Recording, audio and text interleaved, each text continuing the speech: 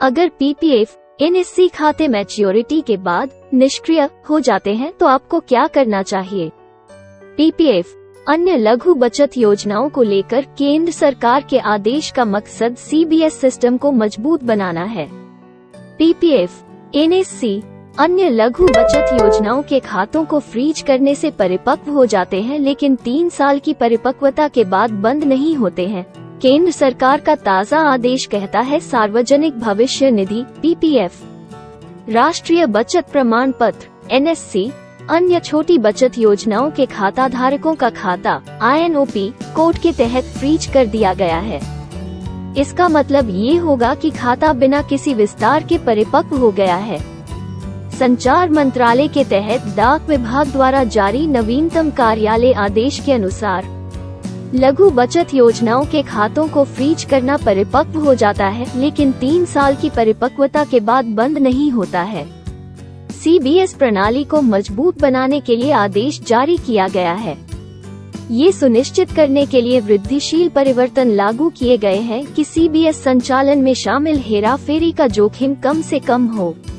कार्यालय आदेश ने इस संबंध में पालन किए जाने वाले कारण कोड आईएनओपी निष्क्रिय 3 वर्ष से अधिक के तहत फ्रीज चिन्हित खातों प्रमाण पत्रों को संभालने के लिए मानक संचालन प्रक्रिया का भी खुलासा किया।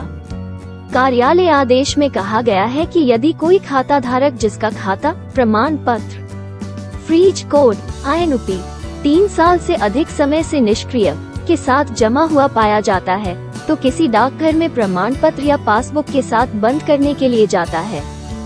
खाता प्रमाण पत्र धारक से अनुरोध किया जाना चाहिए। निम्नलिखित दस्तावेज जमा करने के लिए: क पासबुक प्रमाण पत्र, बी केवाईसी दस्तावेज, सरकारी बचत प्रोत्साहन सामान्य नियम 2018 के नियम 6 के अनुसार मोबाइल नंबर, पैन कार्ड और आधार या पता प्रमाण, सी खाता बंद करने का फॉर्म SB 7A, खाता धारक से खाता बंद करने का फॉर्म, पासबुक और पीओ बचत खाता संख्या का विवरण या बैंक खाते के विवरण के साथ एक रद्द चेक, परिपक्वता मूल्य के क्रेडिट के लिए पासबुक की प्रति जमा करने का भी अनुरोध किया जाना चाहिए। उसके बचत खाते में जमाकर्ता के हस्ताक्षर खाता बंद करने के फॉर्म के भुगतान वाले हिस्से पर प्राप्त किए जाएंगे। इसलिए खाता धारक को फिर से डाकघर जाने की आवश्यकता नहीं है और परिपक्वता मूल्य उसके पीओ बचत खाते या बैंक खाते में जमा हो जाएगा। प्रधान डाकघर में खाते के लिए खाता धारक से इसी तरह के दस्तावेज प्राप्त किए जाएंगे और नीचे निर्धारित प्रक्रिया का पालन किया जाएगा। 1. हेड पोस्ट ऑफिस में अनफ्रीजिंग और क्लोजर के मामले की प्राप्ति के बाद नामित पीए और एपीएम एसबी फिनेकल के साथ प्राप्त दस्तावेजों के खाते के विवरण को सत्यापित करेंगे। मामले की सत्यता के सत्यापन के बाद संबंधित खाते प्रमाण पत्र को प्रधान कार्यालय के 2 पर्यवेक्षकों के साथ अनफ्रीज किया जाएगा। 2. काउंटर पीए द्वारा खाता बंद करने के बाद एपीएम एसबी खाता बंद होने की पुष्टि करेगा।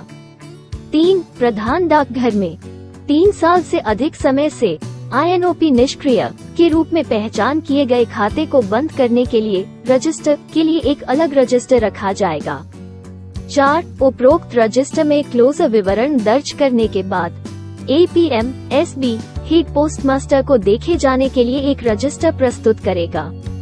5. इसके बाद पासबुक खाता बंद करने का फॉर्म, केवाईसी दस्तावेज और रद्द चेक, पासबुक की प्रति अन्य वाउचरों के साथ संबंधित एसबीसीओ को भेज दी जाएगी। 6. एसबीसीओपीए और पर्यवेक्षक बंद खातों के वाउचरों की जांच करते समय जो 3 साल से अधिक समय से निष्क्रिय के रूप में पहचाने गए थे, खाता बंद करने वाले फॉर्म के साथ खाता विवरण की जांच करेंगे और खाता धारक के केवाईसी दस्तावेजों की प्रतियां वाउचर से जुड़ी होंगी। यदि कोई कमी पाई जाती है तो निर्धारित प्रक्रिया के अनुसार आपत्ति दर्ज की जानी चाहिए।